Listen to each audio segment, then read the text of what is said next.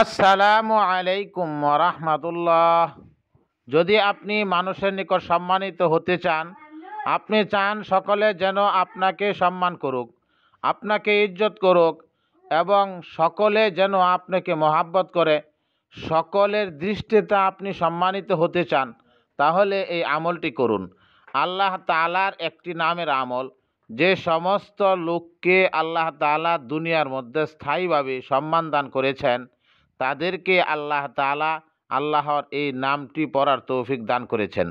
যদি আপনি চান আল্লাহ তাআলা আপনার দয়া করে আপনারে এই সম্মান দান করুক, তাহলে এই আমলটি করুন। প্রত্যেক দিন ফজরের নামাজের পর এবং এশার নামাজের পর এই আমলটি করবেন।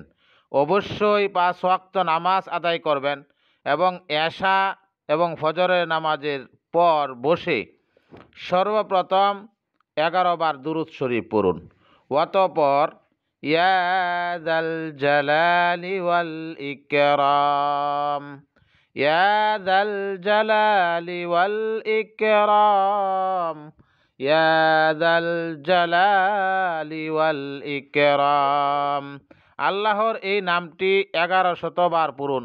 শেষে আবার 11 বার দুরূদ শরীফ পড়ুন। যত দিন পর্যন্ত আপনি বুঝতে পারবেন যে মানুষ আপনাকে সম্মান করতেছে, তত দিন পর্যন্ত আমলটি করতে থাকুন।